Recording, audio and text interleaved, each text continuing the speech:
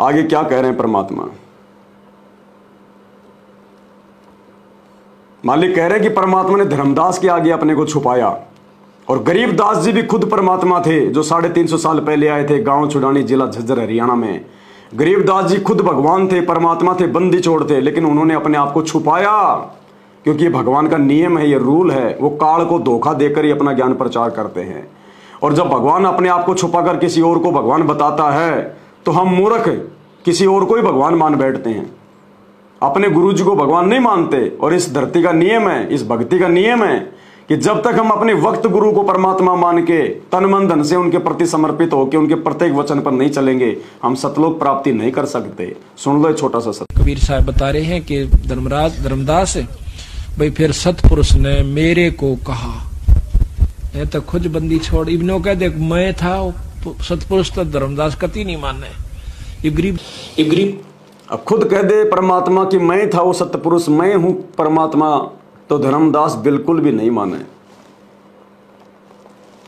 कबीर साहब बता रहे हैं कि धर्मदास भाई फिर सतपुरुष ने मेरे को कहा, ये तो खुद बंदी छोड़। इब्नो कह देख मैं था, सतपुरुष तो धर्मदास कति नहीं माने। ये गरीबदास कह दिंदा मैं भगवान सू, नो पागल का कहने लग गया उसने, बौड़ी बूझ बौड़िया बंदी छोड़ दे। ने बोला मारा सट्टे यू भगवान से। तो महाराज ने दूसरा तरीका अपनाया कि भाई पूर्ण ब्रह्म ने मैं भेजा। ने बोला तो कौन सा तरीका अपनाया? 650 साल पहले कबीर जी ने धर्मदास के आगे और गरीबदास जी ने 350 साल पहले खुद को भगवान ना कहकर क्या तरीका अपनाया कि भाई मेरे को भगवान ने भेजा है, मैं भगवान ने भेजा हूं, यानी मुझे परमात्मा ने भेजा है तुम्हारे लिए। कहने लग गया उसने, बौड़ी बूझ बौड़िया बंदी छोड़ दे। ने बोला मारा सट्टे यू भगवान से। तो महाराज ने दूसरा तरीका अपनाया कि भाई पूर्ण ब्रह्म ने मैं भेजा। ने बोला भाई तू जा या शक्ति ले जा शब्द की, और इस शब्द का जो तेरे पास है इसका अभ्यास करके और उनको दिखा देगा तो उस शब्द की शक्ति से ये काल तेरे ऊपर कोई असर नहीं करेगा। और इस शब्द को, इस सार नाम को ये जीव भूल चुके हैं। परमात्मा हमेशा अपने आप को छुपा कर ही अपना ज्ञान प्रचार करते हैं। और इस सत्संग में देखो कैसे परमात्मा स्पष्ट कर रहे हैं। सतगुरु रामपाल जी भगवान इस सत्संग में स्पष्ट कर रहे हैं कि सतलोक का ज्ञान बताने के लिए हमारा पिता स्वयं ही आता है, दूसरा कोई सतलोक की जानकारी नहीं दे सकता। ना किसी अवतार को पता, ना किसी पैगंबर को पता, किसी को नहीं पता। बाकी आम हिंदू मुसलमानों के तो औकात ही क्या है, जिस लोक के बारे में कभी हमने सुना नहीं, काल ने किसी को जानकारी नहीं होने दी, उस सतलोक सचखंड की जानकारी वो कबीर भगवान स्वयं ही धरती पर प्रकट होकर देता है। तो आज सतगुरु रामपाल जी भगवान पिछले 28 वर्षों से सन 1994 से अपने सतलोक की यथार्थ जानकारी स्वयं ही दे रहे हैं। सुनिए सत्संग। अब सतलोक के जो हम जहां से हम आए थे उस स्थान का भेद हमारे को किसी ने नहीं दिया, क्योंकि काल भगवान जिसके लोक में हम फंसे पड़े हैं इसने हमें बंदी बना करके यहाँ रोक रखा है, हमारी दुर्गति कर रखी है। अब जिस लोक के हम रहने वाले हैं उस देश का वो मालिक आता है, हमारा पिता आता है, जो हम गलती से इस काल के जाल में फंसे उनको समझाता है कि तुम्हारा मूल ठिकाना नहीं है। परमेश्वर स्वयं आते हैं और अपने तत्व ज्ञान का वो प्रचार स्वयं ही करते हैं, अपनी महिमा आप बताते हैं, अपने सतलोक के विषय में जानकारी देते हैं। सारा काम खुद ही करते हैं। वो सतलोक का राजा, वो सतलोक का स्वामी खुद ही आता है, खुद ही अपने लोक की जानकारी देता है, खुद ही बताता है, खुद ही सृष्टि रचना का ज्ञान देता है अपने आप को छुपा कर। तो भाई और बहनों, संत रामपाल जी भगवान के मकसद को समझो, उनके विचारों को समझो। क्यों परमात्मा ने अपने आप को छुपाया? क्योंकि आप और हम भगवान को, अगर भगवान सीधा सीधा कह दे कि मैं भगवान हूं तो कोई नहीं मानने वाला। अब हैं तो ये अल्लाह ही, संत रामपाल जी खुद ही अल्लाह है, और ये कह भी रहे हैं कि भाई हम भगवान हैं, हम परमात्मा हैं, सब कुछ बता दिया। नहीं जी नहीं, ये नहीं है। और खुद कह दे संत रामपाल जी अगर किसी मुसलमान के आगे जाके कि मैं अल्लाह हूं, तो क्या मान लेंगे मुसलमान?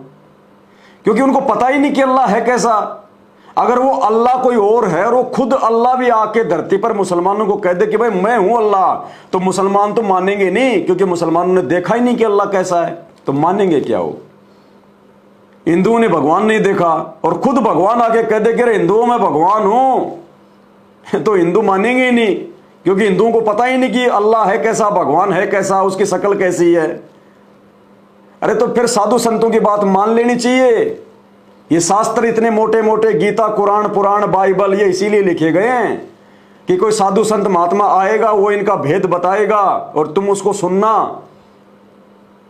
सूरत फुरकानी 25 आयत नंबर 52 से 59, उसमें कहा गया है कि वो बाखबर ही बताएगा कि अल्लाह कौन है। गीता जी अध्याय 4 श्लोक नंबर 34 में बताया कि वो तत्वदर्शी संत ही बताएगा कि भगवान कौन है। अब उस बाखबर की हम मानते नहीं, उस तत्वदर्शी संत की बात हम मानते नहीं, और फिर रोते रहते हैं। किसी का एक्सीडेंट हो रहा है, कोई मर रहा है, कोई भारी बीमारी में, कोई हॉस्पिटल में पड़ा है, या अल्लाह या अल्लाह, हे भगवान, हे परमात्मा। अरे भगवान आके चिल्ला रहा है, उसके तो तुम मान नहीं रहे, तो फिर अपने वो कर्म भोगो, जैसा बीज बोया वैसा अपना काटो। फिर क्यों चिल्ला रहे हो? फिर भगवान खुद कह रहा है कि मैं अल्लाह हूं, मैं भगवान हूं, सत्संग सुनो। तुम्हारी किताबों के ऊपर उन्होंने सत्संग कर रखे हैं। डॉक्टर जाकिर नाइक वर्सेज संत रामपाल जी डिबेट यूट्यूब पे सर्च करो, संत Rampal G versus Shankaracharya search करो और देखो तुम्हारी बाइबल में क्या लिखा है, तुम्हारे चारों वेदों में क्या लिखा हुआ है, तुम्हारी कुरान मजीद में क्या लिखा हुआ है, कुरान शरीफ में क्या लिखा हुआ है, तौरेत, जबूर, इंजिल में क्या लिखा हुआ है, हदीसों में क्या लिखा हुआ है। जो तुम्हारे धर्मगुरुओं ने आज तक नहीं बताए, वो संत रामपाल जी ने खोल के रख दिया, दाने दाने गिना दिए। और क्या भाई, सीना फाड़ के थोड़ी दिखाएंगे? अरे क्या हजरत मोहम्मद ने सीना फाड़ के दिखाया था क्या कि मैं अल्लाह का रसूल हूं? रामकृष्ण ने कोई सीना फाड़ के दिखाया क्या मैं अल्लाह का रसूल हूं? आगे देखो परमात्मा क्या कह रहे हैं हमारी आंखें खोलने के लिए। जो लोग आज भी संत रामपाल जी से इतना ज्ञान लेने के बाद भी गुरु और गोविंद को अलग अलग मान रहे हैं, संत रामपाल जी को संत मान रहे हैं, अपना गुरु मान रहे हैं, और भगवान दाढ़ी मूंछ वाली कबीर जी की फोटो को मान रहे हैं, उनका भ्रम निवारण करने के लिए, इस भक्ति मार्ग पर हम कैसे सफल होंगे ये समझाने के लिए परमात्मा ने इतना अच्छा सत्संग किया। छोटा सा समझने की आवश्यकता है केवल। मालिक कहते हैं सतगुरु साहिब एक हैं और दूजा ब्रह्म विरोध, कि सतगुरु और साहिब, साहिब यानी भगवान और सतगुरु यानी वो साहिब खुद ही सतगुरु बन के आता है। कहते हैं सतगुरु साहिब एक है, दूजा ब्रह्म विरोध, और बिना सतगुरु सूझे नहीं, चाहे पढ़ो 18 बोध। मुसलमान चाहे कितनी अपनी कुरान पढ़ लो, हिंदू कितने अपने वेद पढ़ लो, बिना संत रामपाल जी की शरण में आए, बिना उनके सत्संग सुने, लाख जन्म भी वो उन पुस्तकों को नहीं समझ पाएंगे कि उनका सार क्या है, उनका मर्म क्या है, वो पुस्तकें जो है वो कहना क्या चाहती है, जिंदगी में नहीं समझ पाएंगे। इसलिए सबसे पहले हमने ये पहचानना पड़ेगा कि संत रामपाल जी कौन हैं, और ये केवल उनके सत्संगों से पहचान होगी। सत्संगों से नहीं समझ पा रहे हैं तो उनके सत्संगों को आधार बनाकर जो सात संगतियां हो रही हैं, दास का Facebook page Pawan Das is live video देखो, तब बुद्धि खुलेगी। क्या कह रहे हैं परमात्मा? फिर क्या बताते हैं? सतगुरु साहिब एक है, दूजा भरम विरोध। अब गरीबदास जी स्पष्ट कर रहे हैं कि सतगुरु और परमात्मा एक ही होते हैं, और दूसरा उसमें कोई समझता है तो उसकी अपनी बुद्धि के सत्र में कमजोरी है। सतगुरु साहिब एक है, ये दूजा भरम विरोध, बिन सतगुरु सूझे नहीं, चाहे पढ़ो 18 बोध। बिन सतगुरु के आप चाहे वेद पढ़ो, 18 बोध पढ़ो, कितना ही ज्ञान ग्रहण करो, आपको कुछ भी समझ नहीं आएगा, कुछ भी। गुरु बिन काहु न पाया ज्ञान, जो थोथा बुछड़े मूड किसाना। गुरु बिन वेद पढ़े जो प्राणी, समझन सार रहे अज्ञानी। और फिर क्या करें गरीबदास जी? सतगुरु और साहिब एक ही समझना। यानी ये ज्ञान जो आज आपको मिल रहा है, ये भगवान बिना नहीं बताया जा सकता। क्या कह रहे हैं सतगुरु रामपाल जी भगवान? कि ये ज्ञान जो आज आपको बताया जा रहा है, यानी ये सत्संग जो आपको सुनाया जा रहा है, कहते हैं इसको भगवान के बिना नहीं सुनाया जा सकता। तो फिर भगवान कौन हुआ? जो सत्संग सुना रहा है, तो सत्संग कौन सुना रहा है? संत रामपाल जी सुना रहे हैं। तो भगवान कौन हुए? अल्लाह कौन हुए? कबीर जी कौन हुए? संत रामपाल जी। फिर भी जून के महीने में दाढ़ी मूछ वाले काल्पनिक कबीर जी की फोटो का तुम प्रकट दिवस मना रहे हो, उसको भगवान मान रहे हो। धिक्कार है तुम्हारी बुद्धि को, तुम्हारी क्या कह रहे हैं, ध्यान से सुन लो कि ये ज्ञान जो आपको सुनाया जा रहा है, जो संत रामपाल जी सुना रहे हैं, ये ज्ञान भगवान के बिना नहीं सुनाया जा सकता। अब कह दिया इन्होंने सीधा सीधा कि मैं ही हूं भगवान। भाई ये ज्ञान भगवान ही दे सकता है। ये नहीं कहेंगे कि ये मैं कबीर हूं, बस इतना नहीं कहेंगे कि मैं ही कबीर हूं, बाकी कुछ भी कमी नहीं छोड़ी इन्होंने हमारी आंखें खोलने के लिए।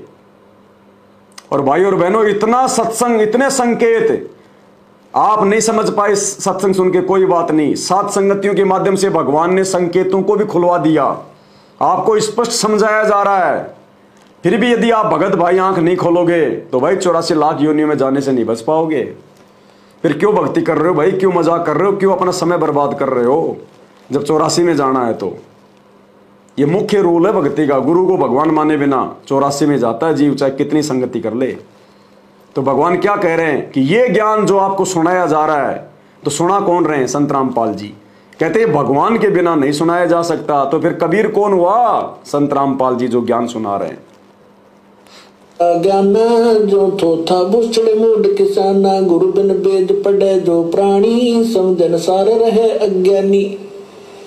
और फिर क्या करें गरीबदास जी? सतगुरु और साहिब एक ही समझना। यानी ये ज्ञान जो आज आपको मिल रहा है, ये भगवान बिना नहीं बताया जा सकता। और भगवान इस दास पर राजी है ऐसा। अब देखो, अपने आप को छुपा गए परमात्मा। वहां तो स्पष्ट कर दिया कि ये ज्ञान भगवान बिना नहीं सुनाया जा सकता, तो भगवान ही सुना रहा है ज्ञान। फिर आगे अपने आप को छुपा गए। ऐसी लीला करता है ये भगवान कि इस दास के ऊपर भगवान की रजा है, कबीर भगवान की रजा है। यानी अपने आप को भगवान से तुरंत इन्होंने दूर कर दिया, अलग कर दिया कि जो समझदार होगा वो तो समझ जाएगा, और जो मूर्ख होगा उसी दाढ़ी मूछ वाली फोटो को भगवान मानता रहेगा। और फिर क्या करें गरीबदास जी? सतगुरु और साहिब एक ही समझना। यानी ये ज्ञान जो आज आपको मिल रहा है, ये भगवान बिना नहीं बताया जा सकता। और भगवान इस दास पर राजी है ऐसा अनमोल ज्ञान। ऋषि मैं ऋषि ब्रह्मा विष्णु महेश शर पटक का मर गए चले गए। इनको वेद समझ नहीं आई, इनको गीता समझ नहीं आई, इनको पुराणों का ज्ञान नहीं। गुरु मानुष कर जानते ते नर। फिर ये वाणी कहकर गुरुजी फिर हमारी बुद्धि को सेट कर रहे हैं कि नालायको, अब तो समझ जाओ कि आप भी अपने गुरुजी को मानुष मानोगे, अपने जैसा एक मनुष्य मानोगे अपने गुरुजी को, कि गुरु मानुष कर जानते वो नर कहिए अंध। इतना समझने के बाद भी अगर अपने गुरुजी को मानुष मानोगे, अपने जैसा मानोगे, अपने गुरुजी के रहते सहते वो दाढ़ी मूछ वाले कबीर जी को भगवान मानोगे, तो कहते तुम तो अंधे हो, अंधे अंध। गुरु मानुष कर जानते ते नर कहिए अंध। और क्या होगा फिर उन अंधों के साथ में? ओए दुखी संसार में। आज तुम दुखी हो रहे हो, संगत वाले मर रहे हैं, अकाल मौत मर रहे हैं, सेवा करते करते आश्रमों में मर रहे हैं, बीमारी से मर रहे हैं, कोरोना से मर गए कितने। आने वाले समय में देख लेना, अगर नई साथ संगति से जुड़े, वो दाढ़ी मूछ वाली फोटो को, कबीर जी वाली फोटो को अपने घर से नहीं निकाला, तो आने वाले समय में देखना 28 तक दुर्गतियां होंगी संगत की। तो फिर परमात्मा संकेत कर रहे हैं कि गुरु मानुष कर जानते ते नर कहिए अंध, और दुखी संसार में। और आगे भी यम के फंद, मरने के बाद भी 84 में जाएंगे। विष्णु महेश शर पटक का मर गए चले गए। इनको वेद समझ नहीं आई, इनको गीता समझ नहीं आई, इनको पुराणों का ज्ञान नहीं। गुरु मानुष कर जानते ते नर कहिए अंध, ओवे दुखी संसार में फिर आगे काल के फंद। तो यहां भी गरीबदास जी कह रहे हैं सतगुरु साहेब एक है, ये दूजा भरम विरोध। और बिन सतगुरु सूझे नहीं, चाहे पढ़ो 18 बोध। अब और कैसे समझाएंगे परमात्मा? और देख लो, स्पष्ट रूप से कह रहे हैं गुरुदेव भगवान, इतना सब कुछ समझा के, इतना सब कुछ बता के कि गुरु और गोविंद दो अलग अलग नहीं होते हैं। ये तुम्हारा अपना पैमाना है जो गलत है। अगर सत्संगों से विचार करोगे तो पता चलेगा कि वो कबीर खुद तुम्हारा गुरु है, और तुम्हारे गुरु के रहते सहते, गुरु की पहचान ना करके अगर गुरु के सामने अगर तुम उस कबीर को भगवान मान के पूजोगे, दाढ़ी मूछ वाली फोटो को, तो कहीं के नहीं रहोगे। खुद कह रहे परमात्मा कि अब भी नहीं पहचानोगे, तुम्हारे सामने आके खड़ा हो गया भगवान, सामने आके खड़ा हो गया, अब भी नहीं पहचानोगे, तो कह रहे धिक्कार है तुम्हारे को। तो इसी प्रकार जो संत आज भ्रमित हैं, वो सोचें, इस बात पर विचार करें। उनको भी भगवान चाहिए, और भगवान ही सरेआम खड़ा, कति आगे खड़ा, और भी ना पहचानोगे, धिक्कार है तुम्हारे ज्ञान और तुम्हारी विवेक को। परमात्मा कह रहे हैं इतना ज्ञान दे दिया मैंने सन 1994 से, इतने शास्त्र, इतने सबूत, इतने प्रमाण लोगों को, इतने सुख, इतने चमत्कार जो धरती पे कोई नहीं दे सकता।